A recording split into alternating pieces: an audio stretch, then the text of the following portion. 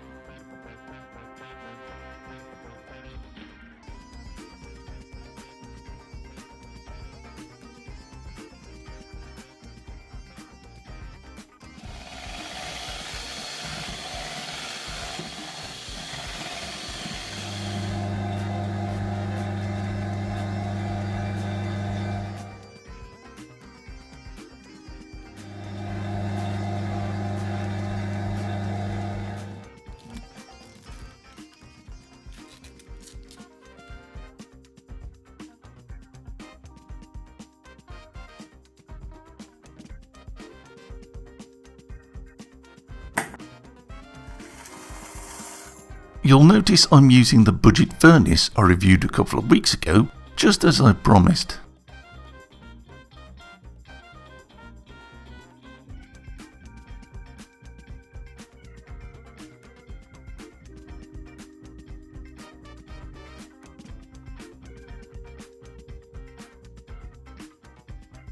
There are things living in my bucket. I wouldn't mind, but they're not paying any rent. I hope they're virgins, because they're about to be sacrificed to the casting gods.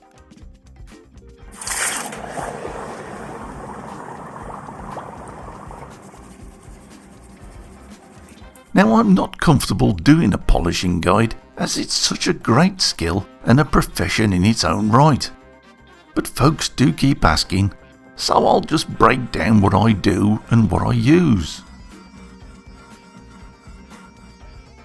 Sometimes plaster gets stuck in the fine recesses and won't come out no matter how well you clean it. But we can take care of that easily with a few minutes dip in an ultrasonic cleaner. Some metals like silver and silicon bronze oxidize and blacken during casting, whereas others don't. It's normal and natural and nothing to worry about. One technique you've seen me use to get rid of oxidization is boiling in water and citric acid. This tends to send silver white and bronze, well, yucky. You can also achieve the same thing with an ultrasonic cleaner. I used just ordinary water, a spot of laundry detergent and a spoon of citric acid. This removes any trapped plaster and oxidization at the same time. And suddenly, with this bronze at least, things look much worse. But they will get better. To remove the remnants of the saw cut, you could use a file, but I prefer to use a simple sanding drum.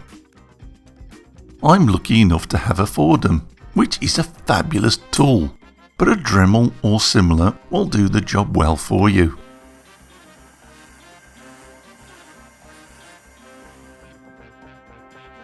From here, it's just a case of using these abrasive wheels. Now they come in different colours from different suppliers, but they pretty much do the same job. Just make sure you get the right size shaft for your tool.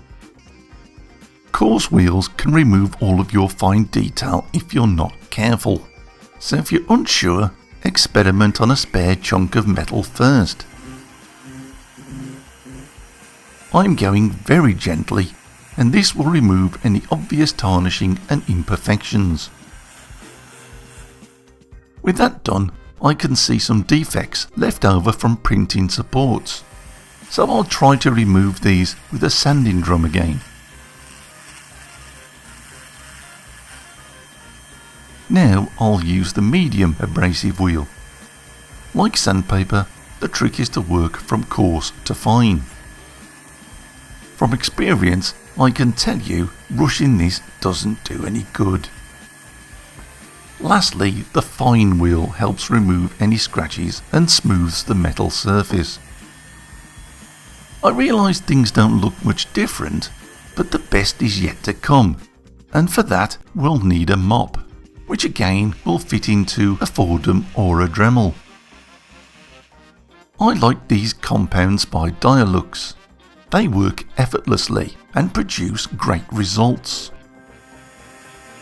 The blue is a fine scratch remover, and just watch the difference this makes.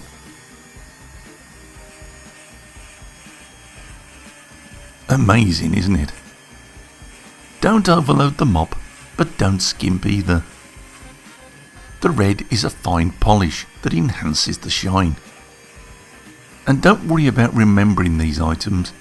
I've made a note of them in the description, and for ease, I'm revamping the equipment page on my website to make finding what you're looking for a little bit easier. Well, that, I think, looks fantastic. It's maybe not the best piece to demonstrate polishing techniques on, as all that fantastic detail breaks up the surface shine with smaller reflective features, but we know the shine is there.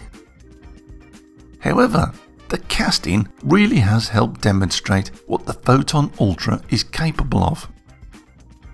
A lot of professionals have already expressed an interest in this machine to me, and you can really see why.